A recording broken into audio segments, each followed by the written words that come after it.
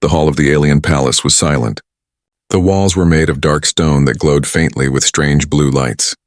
High above, banners of the royal house hung like shadows, showing the crest of a proud warrior race. Hundreds of alien nobles sat in the gallery, watching with cold eyes. They had come to see blood. They had come to see a duel.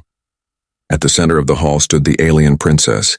She was tall, her silver armor shining under the lights. Her long hair was braided with beads of gold and her face was sharp like a blade. In her hand she held a sword that glimmered with fire. She was young, but she was already famous across the stars for her skill in combat. Her people feared her.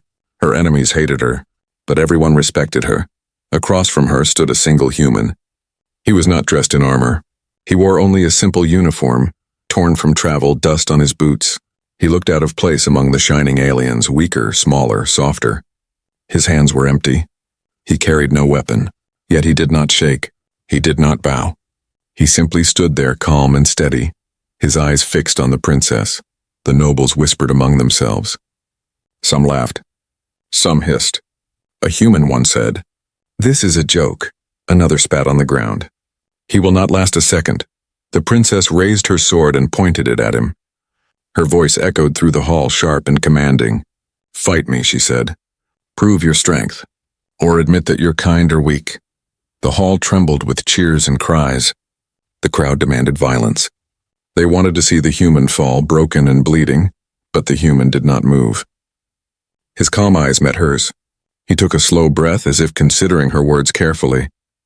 Then in a voice steady and quiet he said, "No." The hall froze. The whispers turned to silence. The princess's eyes narrowed. "No," she repeated. Her grip on the sword tightened. "Do you dare refuse me?" The human took one step closer. He raised his hands, not in defense, but open and empty, showing he carried no threat. "I will not fight you," he said softly. "Because you are not my enemy." The crowd erupted in outrage. Nobles leapt to their feet, shouting. "Coward!" one screamed. "Weakling!" another roared. The sound shook the stone walls. The princess's face darkened with fury. She stepped closer, her blade inches from his chest. Her eyes burned with fire. "You insult me," she said. "You insult my people. If you will not fight, then you will die." Still, the human did not move back. His heart beat fast, but his voice stayed calm. He looked at her not with fear, but with something else, something she could not name. "You are strong," he said, "but strength is not always shown with swords." Before anyone could stop him, before she could strike him down, the human did something no one in the galaxy expected. He stepped forward into the space of her blade and wrapped his arms around her. He hugged her. The hall gasped. The sound of shock swept through the gallery like a wave. Nobles stared in disbelief. Some shouted curses, others covered their mouths in silence. Never in the long history of their people had anyone dared to touch the princess like this. The princess froze. Her body went rigid, her sword trembling in her hand. She could feel his warmth, his steady heartbeat against her chest. No one had ever held her like this. No one had ever dared to. She had been raised with steel, with discipline, with blood. She had been taught that mercy was weakness, that kindness was shame. Yet now, this human, this fragile creature, was holding her as if she were not a warrior, not a ruler, but someone worth protecting. Her breath caught. For the first time in her life, she did not know what to do. Her hand shook. Her blade lowered. Her heart beat in a way she did not understand. The hall roared with anger. "Kill him!" Voices screamed. "Strike him down!" But the princess did not move. Her mind was chaos. She wanted to strike. She wanted to push him away. Yet part of her wanted to stay, to feel that warmth a little longer. She had demanded a fight, but what she received was something she had never imagined. Slowly, her lips parted. Her voice came out not as a shout, but as a whisper that only he could hear. "Why?" The human leaned closer, his voice quiet, steady, and calm. "Because sometimes," he said, "a hug can be stronger than a sword." The princess trembled. The hall fell into stunned silence, and in that silence the fate of worlds began to change. The princess stood frozen in the human's arms. The fire in her sword dimmed, her fingers trembling against the hilt. She had demanded a fight, a clash of blades that would prove her strength before the court. But instead of steel, she had been met with something far more dangerous, gentleness. Her mind spun like a storm. She had been trained since childhood to strike fast, to crush hesitation, to never show weakness. Mercy was for fools. Kindness was for the weak. Yet here she was, her sword lowered, her heart pounding with confusion, her body trapped not by chains but by warmth. Around them, the court was in chaos. Alien nobles shouted, their voices echoing through the great hall. "Strike him down," cried one. "End this insult," screamed another. The sound was furious, like 100 drums beating at once. But through it all, the human did not move. His arms held steady, his head bowed slightly as if shielding her from the storm of voices. Her breathing grew sharp, uneven. Why did he not flinch? Why did he not beg for his life? Any other being would have fallen to their knees before her. But this man, this human, chose to hug her instead. It made no sense. And yet in the center of her chest something stirred. A strange ache she had never felt before. She pulled back at last, her eyes searching his face. His gaze was calm, steady, filled with a light she could not name. He looked at her as though she were not a weapon, not a ruler, not a killer, but a person. A woman. That look unsettled her more than any enemy blade. "Why?" she whispered, her voice trembling so low only he could hear. The human's answer was soft, but each word carried weight.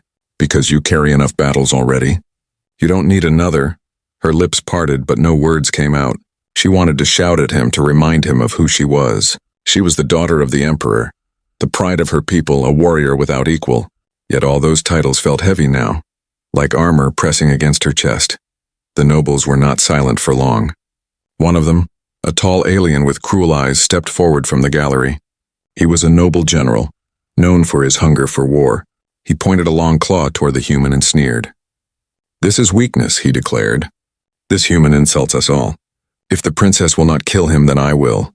The hall gasped as he leapt down into the circle, his blade flashing. His armor clattered, his voice loud and full of pride. "Step aside, princess. Let me show your court what true strength looks like." The princess's eyes widened. He dared to challenge in her own hall, in her own duel. Rage lit inside her, but before she could speak, the human raised his hand. "No," he said calmly, his voice echoing through the silence. "You don't need to fight me either." The court erupted in laughter. "Hear him," one shouted. "He refuses again," another mocked. The general sneered. "Then you will die a coward's death." He lifted his sword high, ready to strike. The princess's hand twitched on her own blade. She wanted to intervene, to end this madness before it began, but something inside her whispered, "Wait." The human did not move. He stood firm, his eyes fixed on the general, and then he spoke again, his voice steady, his words cutting sharper than steel. "I have seen war," he said. "On Earth, we fought until our skies turned black and our seas burned red. I have watched soldiers kill for honor, for pride, for crowns that meant nothing once the graves were filled. I have seen children cry in the ruins of battles no one even remembered. And I have learned one truth." The general hesitated, his blade still raised. The court leaned forward, silent, waiting. Even the princess felt her chest tighten as his words sank into her heart. "Sometimes," the human said, "the greatest courage is refusing to fight." The general's face twisted with fury. He roared and lunged forward, his blade aimed for the human's chest. Gasps filled the hall. The princess's heart leapt into her throat. But in that moment, something unexpected happened. The human did not flinch. He did not raise a weapon because he had none. Instead, he simply looked into the general's eyes with that same unshakable calm. And for the first time, the general faltered. His blade stopped inches from the human's chest, his arm trembling. The man's calmness, his refusal to fear, struck deeper than any blade could. The general pulled back slightly, uncertain, his pride wounded more than his body. The princess stared, her world spinning. This human was no coward. He was no weakling. He was something else, something her people had no word for. Her fingers clenched around her sword. For the first time, she questioned the teachings of her bloodline. Could it be true? Could there be strength in mercy? The hall buzzed with confusion, whispers filling the air like smoke. And in the center of it all, the princess stood torn between tradition and something she had never known. Her heart beat faster. Her lips trembled, and when her voice came out, it shocked everyone. "Stop." The words silenced the hall. The general froze. The human looked at her, calm but watchful. The princess raised her sword, not against the human, but against her own general. "If you strike him," she said coldly, "then you strike me. Gasps filled the chamber. The nobles rose in outrage. The general's face twisted in shock. And the human, his eyes softened as though he had known she would say it all along. The hall shook with whispers. The galaxy itself seemed to hold its breath. The court had barely recovered from the shock of the princess's words when the heavy doors at the far end of the hall burst open. The sound of steel striking stone echoed, silencing the whispers.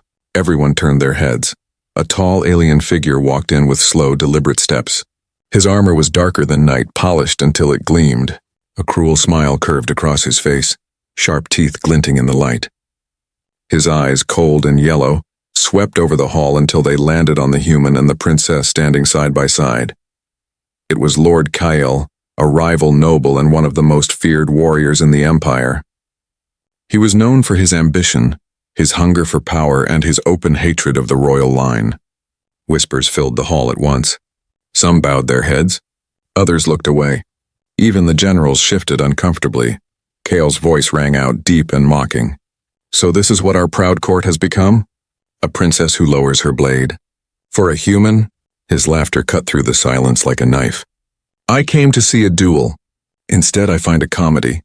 The nobles laughed nervously, eager to please him. The princess's jaw tightened. Rage flared in her eyes. But before she could speak, Kale stepped closer, his boots echoing loudly with each step. "Tell me, princess," he sneered, "have you fallen so low that you let this fragile creature humiliate you before your people? Or," he tilted his head, his voice dripping with poison, "do you hide behind him because you fear me?" The hall gasped. The insult was clear. To question the princess's courage was to spit on her honor. To challenge her strength in front of her court was almost unforgivable. But to suggest she feared him, that was treason. The princess's sword burned with firelight again, but before she could answer, the human spoke.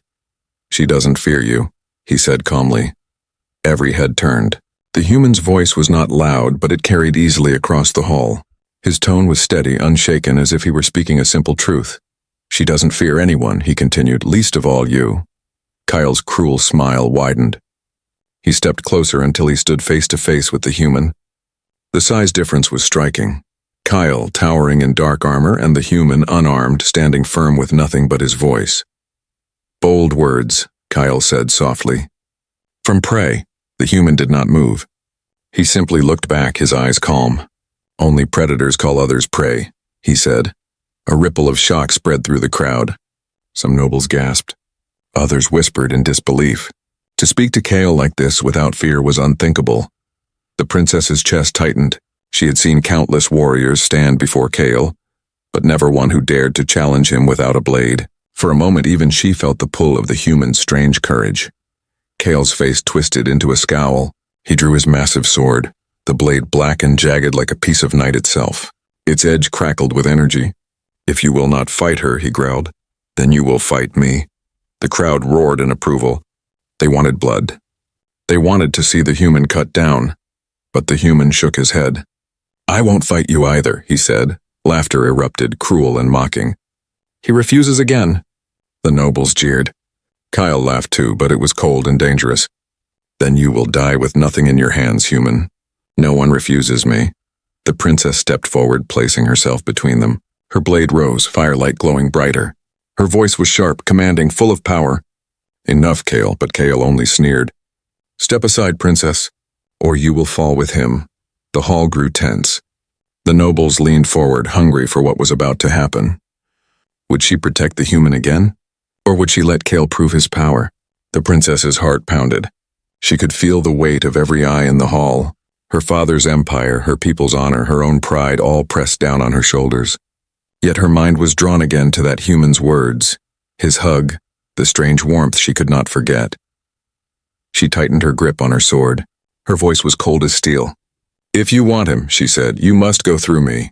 The crowd erupted in chaos. Some shouted in outrage, others in disbelief. Kale's face darkened with fury. "Then so be it," he growled. He raised his sword high, ready to strike them both down, but before the blow could fall, the human stepped forward. He did not grab a weapon. He did not raise a fist. He simply placed a hand on the princess's shoulder. She froze, her fire blade inches from Kyle's chest. The human's voice was calm, almost gentle. "Let me try another way." The princess looked at him, torn between fury and confusion. Kyle sneered, lifting his sword higher. The hall held its breath. And then, in front of the entire court, the human began to speak. Not with threats, not with blades, but with a story. A story of Earth, of wars fought, of lives lost, of lessons learned in fire and blood. The court listened in silence, even Kale hesitating for just a heartbeat. The princess's eyes widened. She realized then that this man was not trying to survive. He was trying to change everything. The great hall was silent, but the silence was heavy, as if the air itself was holding its breath. Kyle stood ready with his black sword raised, his eyes burning with fury. The princess stood beside the human, her fire blade glowing like a flame about to burst. Around them, hundreds of alien nobles leaned forward, waiting for blood. But instead of drawing steel, the human began to speak. His voice was calm, steady, and low, yet it carried across the chamber. On my world, he said, we fought endless wars. Kingdom against kingdom, nation against nation. Men who looked the same killed each other over land, pride, or power. I have seen soldiers fall with glory on their lips. I have seen children left in ruins crying for parents who never came home. And in the end, he paused, his eyes sweeping across the court. The graves did not care who had won. The hall was frozen. Even Kale, for a heartbeat, lowered his blade slightly. The nobles shifted uneasily. They were not used to such words. To them, strength was measured in scars and blood. Mercy was weakness. But the human spoke with the voice of someone who had seen more than victory, someone who had seen loss. The princess felt her chest tighten. She had been raised on tales of conquest, told since childhood that her duty was to fight, to crush enemies, to bring honor through war. Yet hearing him now, she felt something strange. She felt the truth in his words. Kale broke the silence with a snarl. Pretty speeches, he spat. But words do not win wars. Blades do. He stepped forward again, his sword humming with energy. The human did not move. His hands were empty, but his voice was unshaken. Blades can win battles, he said softly, but they cannot win peace. That sentence hung in the air like thunder. The nobles looked at each other, whispering in disbelief. Some sneered. Others looked unsettled. The princess felt her grip tighten on her sword. Peace. It was a word she had almost never heard in her father's court. Kale's fury exploded. Enough, he roared. If the princess is too weak to strike you down, then I will show her people what true strength looks like. He raised his sword, preparing to kill the human where he stood. The princess's heart raced. She could not let this happen. She would not. Before Kale could strike, she stepped forward and blocked his blade with her own. Sparks flew as firelight clashed against shadow. The hall erupted in gasps. Kale's eyes widened. You would raise your blade against me? Against your own people? The princess's voice was cold, sharp as steel. I raise my blade against dishonor. She pushed his sword back, her fire blade glowing brighter. If you kill an unarmed man, Kyle, then you are no warrior, you are a coward. The crowd roared with shock. Some shouted in anger, others in support. The court had never seen the princess stand against one of her own nobles before. Kale's face twisted in rage. You betray your bloodline, he hissed. You shame your people. But the princess did not back down. She turned her head slightly, just enough to see the human standing calm behind her. His eyes met hers. In that gaze, she felt something stronger than fear, stronger than tradition. She felt choice. She turned back to Kale. If my people call mercy weakness, she said, her voice ringing through the hall, then perhaps it is time they learned a new kind of strength. The words struck like lightning. The nobles shouted louder, the court descending into chaos. Some cried out for her to be punished. Others whispered that she might be right, but none could ignore her courage. Kale growled, his pride wounded deeper than any cut. You will regret this, princess, he spat. His blade trembled with fury, but he did not strike. He could not with the eyes of the entire court watching. The princess lowered her sword, but her heart did not calm. She knew what she had done. She had crossed a line that could never be undone. By protecting the human, she had defied her people's tradition. By speaking of a new kind of strength, she had planted a seed of rebellion. The nobles would not forget. Neither would Kale. The human stepped closer, his voice soft, meant only for her. That was brave, he said. She turned to him, her face unreadable, but her eyes betraying the storm inside her. "It was dangerous," she whispered. "Sometimes," he said gently. "The two are the same." Her chest tightened again. For the first time in her life, she felt more than the weight of her crown. She felt the weight of a choice, her people's path or this human's way. The court continued to shout, the chaos growing louder. And in that chaos, the princess made a silent vow. She would no longer be only a sword for her father's empire. She would no longer be a puppet of tradition, but she did not yet know the price of her decision. For even as she stood firm, shadows were already moving in the palace. Factions whispering. Enemies plotting. Some saw her as a traitor. Others saw her as a threat. And that night, when the hall grew dark and the fires dimmed, knives would be drawn in secret. The great hall emptied slowly after the duel was broken. The nobles left in clusters, their whispers like knives in the dark. Some spoke of the princess with awe. Others cursed her name, calling her weak, unfit to rule. But one thing was certain. Her choice to protect the human had shaken the empire. The princess walked through the long stone corridors of the palace, her fire blade still at her side. She tried to hold her head high, but inside her heart was heavy. She had challenged tradition, defied her court, and now stood alone against her own people. The human followed her quietly. His steps were calm, his presence steady, but even he could sense the danger crawling through the air like smoke. That night, the palace grew quiet. Torches burned low. The stars outside the high windows glowed faintly against the black sky. Guards patrolled the halls, but their eyes did not watch as carefully as they once had. Whispers had already reached them. Some no longer saw the princess as their future queen. Some believed she had betrayed her blood. In her private chambers, the princess sat by the window staring out at the dark city below. The human stood near the door, leaning against the wall. He had said little since the hall, but his silence was not empty. It was watchful, protective. At last she spoke, her voice low. "I have broken something that cannot be mended. My people will not forgive me," the human answered softly. "Or maybe they will follow you. Sometimes it takes one person to show a new way." Her chest tightened. She wanted to believe him. But she had seen the faces in the hall. She had heard the anger. Change was not welcome in her empire. Change was dangerous. Unseen by them both, shadows moved beyond the chamber door. Figures cloaked in black crept silently, their blades coated in poison that gleamed faintly in the torchlight. These were not soldiers of honor. They were assassins, sent by those who could not allow the princess's defiance to stand. The lock on the door clicked softly.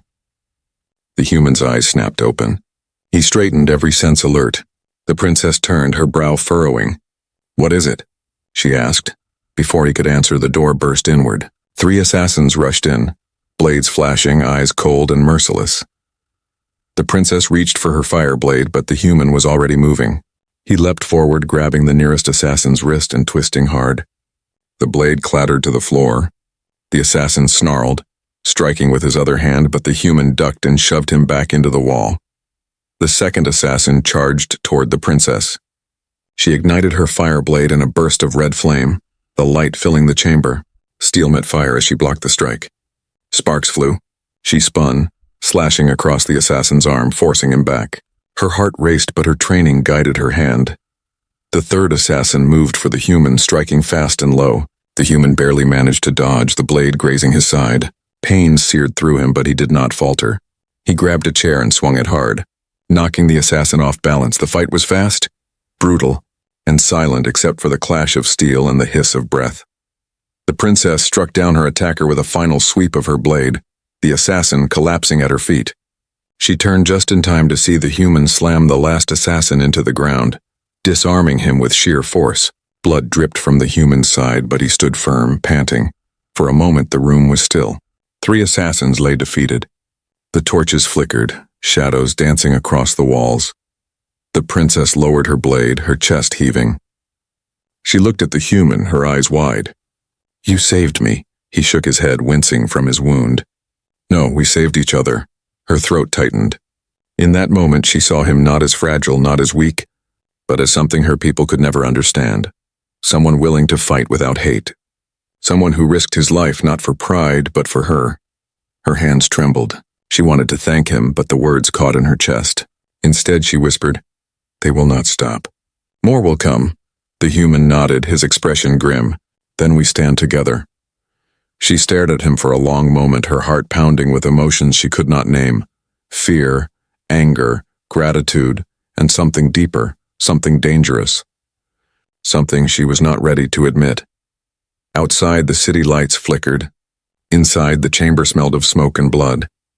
The assassins had failed, but their presence sent a message clearer than words. The court no longer trusted her. The empire itself had turned its gaze against her. The princess looked at the human again, her voice firm. If I walk this path, I will have no allies left. Only enemies. Only danger. The human stepped closer, his eyes steady. And then let me be your first ally. Her breath caught. The words sank deep, cutting through her doubt. She had demanded a fight. He had given her a hug. And now, after everything, he was offering something far rarer. Loyalty. But as her heart stirred, a knock echoed at the chamber doors. A guard's voice rang out. Princess, the emperor summons you. She froze. Her father, the ruler of the empire. He had heard of the betrayal. He was calling her now. Her grip tightened on her sword. The human met her eyes. Both of them knew this was no ordinary summons. This was judgment. The summons echoed in the chamber like a final toll of fate. The princess stood frozen by the door, her fire blade still glowing faintly, her breath uneven. Beyond the heavy walls of her room, the emperor, her father, waited. The most powerful being in the empire. His word was law. His will was iron. And she had defied both. The human touched her arm lightly, his voice calm. You don't have to face him alone, she turned, eyes sharp. If you come with me, they will see it as proof. Proof that I have betrayed my people for you. He met her gaze without flinching. Then let them see. Her chest tightened. For a long moment she said nothing. Then she nodded once, her voice firm. So be it. Together they walked through the vast corridors of the palace. Guards lined the halls, their helmets hiding their eyes, their hands tight on their weapons. Whispers followed them like shadows. The nobles had already spread the news. Everyone knew. Everyone judged. At last the massive throne room doors opened with a deep groan. Inside, the emperor sat on his black stone throne, his figure tall and imposing. His crown glowed with blue light, his armor carved with marks of every war he had ever won. His eyes, sharp as blades, fixed on his daughter. The princess bowed slightly, but her head stayed high. The human stood beside her, unarmed but unafraid. The room was filled with nobles, generals, and priests. The court had gathered to see her fall. The emperor's voice rumbled like thunder. Daughter. Father, she answered. His gaze moved to the human, and for a moment silence swallowed the chamber. This, the emperor said slowly, is the creature who dares refuse my people's ways? The one you protect? The princess tightened her grip on her sword. Yes, murmurs filled the room. The emperor leaned forward slightly. You stood against Kyle. You defied your court. And now you stand before me, not with a warrior at your side, but with this. His tone dripped with contempt. The princess's voice did not waver. He is no coward, father. He is stronger than any blade. Gasps swept the hall. Kale himself, standing among the nobles, snarled in rage. But the emperor only studied her, his face unreadable. Stronger? He repeated. He bleeds, he breaks. He has no weapon. How can this fragile thing be stronger than the fire that runs in your veins? The human stepped forward. His voice was steady, quiet, but firm. Because strength is not only measured by who can kill the fastest. It is measured by who can endure, who can stand when the world demands you fall. The emperor's eyes narrowed. The court laughed cruelly, mocking the human's words. Yet for a brief second, the emperor said nothing. The princess took that silence as her chance. Father, she said firmly, I will not kill to prove my honor. I will not strike down those who stand unarmed.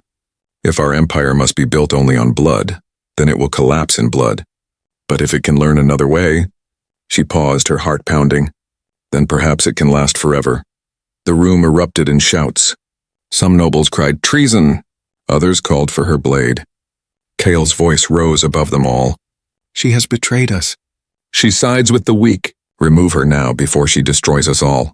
The emperor raised a single hand and silence fell instantly. His voice was calm but heavy. Daughter, you stand at a line. Cross it and you are no longer my heir. The hall froze. Every noble leaned forward. Every eye was on her. Her blood ran cold, but her jaw set with iron. She looked at the human, who met her gaze steadily. His eyes were calm, but behind them she saw belief. He had risked everything for her already. He would not step back now. The princess turned back to her father. Her voice rang clear, echoing through the chamber. "Then I will cross it." The hall exploded in outrage. Nobles shouted, guards drew weapons. Kale laughed with cruel joy, eager for her downfall. But through the chaos, the princess felt something stronger than fear. She felt freedom. The emperor's eyes burned with fury, but he did not strike. Instead, he spoke slowly, each word heavy with threat. "Then you are no longer my daughter. From this day you are cast out, and the human you protect will share your fate." The guards began to move. The nobles shouted louder. The court dissolved into chaos, but the princess stood firm, her fire blade glowing at her side. She turned to the human. "From this moment I have no crown. I have no throne. Only one question remains." He tilted his head. "What question?" She took a deep breath, her eyes shining with fire. "Will you stand beside me, not as my protector, not as my prisoner, but as my ally?" The human's lips curved into the faintest smile. "I already have." The chamber shook with the cries of the empire, the weight of tradition breaking. And as the guards closed in, as Kale's laughter echoed through the hall, the princess and the human stood side by side. No longer ruler and stranger, no longer princess and outcast, but allies, and together they prepared for the storm that was coming. The throne room thundered with noise. Nobles shouted, guards moved forward, and Kale's cruel laughter filled the air like poison. The emperor sat unmoving on his black throne, his eyes sharp as blades, watching everything.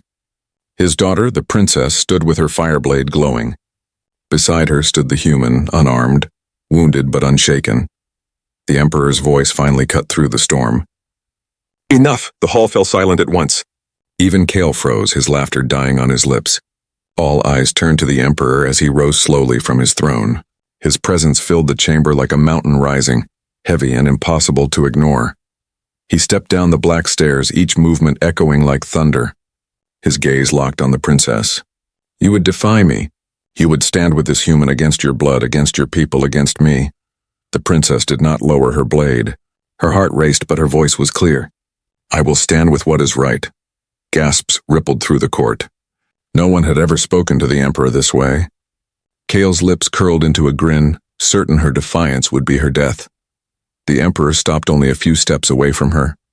His towering figure loomed over both of them. "You speak of what is right," he said coldly. "But right is what I decide. Tradition is what I command, and your duty is to obey."